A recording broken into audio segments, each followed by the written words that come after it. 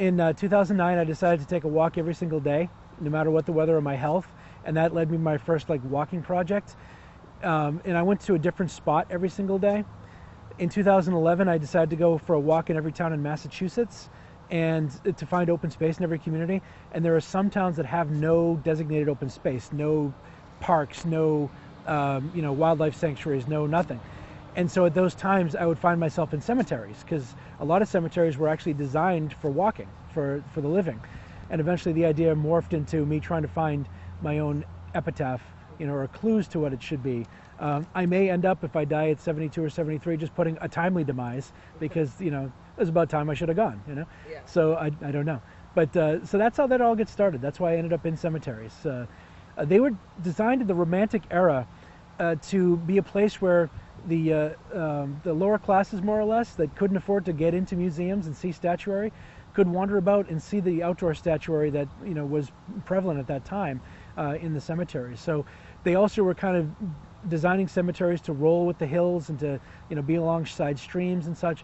No longer the flat burial grounds that were the 18th century and 17th century standards. So they were more picturesque from the beginning. A lot more trees, much more to see. We're kind of reverting now. We're putting ourselves back in straight lines again for efficiency of space, I suppose. But there was a time when they designed cemeteries to be walked. They were as much for the living as they were for the dead. So here's Frank, and it says right here, prisoner at Andersonville, Georgia, 13 months. So veteran of the Civil War, originally from Middleborough, and came out this way, ended up here at this intersection at Assinippie Corner. So we're right here where he did most of his work for the local community. You can imagine Assinippie always being kind of a crossroads and being a very busy place.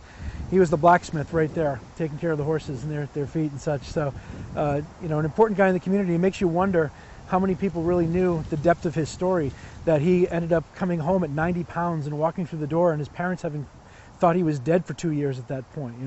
He also was only born in 1846, so he was very young when he got into the army to be able to fight in the Civil War. At 18 years old, that would have been 1864. So he was young when he went off to fight, and being stuck down there in Florida, leaning up against a tree, thinking that he was just done for.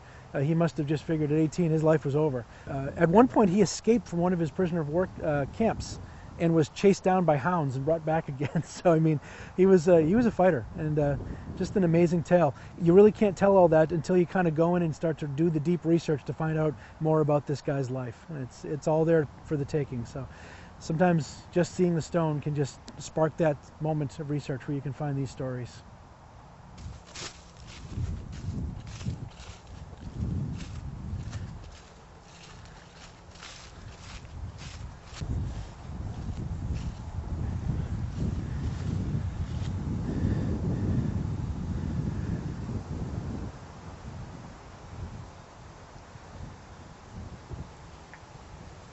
So there's a lot of old names in these old cemeteries: Vinings, Jacobs, Curtis, names that go back. Floretta was born, just as South Scituate was separating from Scituate and becoming a separate community. It wouldn't be named Norwell until 1888, but her dad, Alexander Vining, had a leather goods business. He was also a hotel owner in Hull, and among other things, he was the guy that pushed through the development of Nantasket Avenue to run to the end of the point, because his hotel was at the end of the point, and so he thought it would be good to have a road that actually went to his hotel.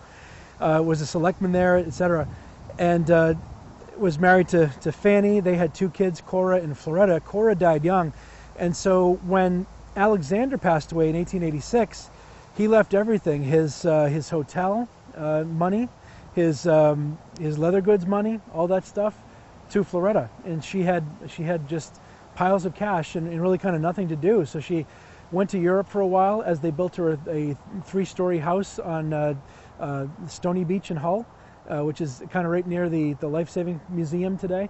And so she decided that she needed something to do, so she bought a syndicate of local newspapers so she could put out her editorial every week and just kind of spout her opinions and just crazy things. And so all the reading I've done about her, all the editorials of hers that I've read have been just, tremendous. Just this glimpse into the inner workings of this woman's mind back in the Victorian age, the late Victorian days.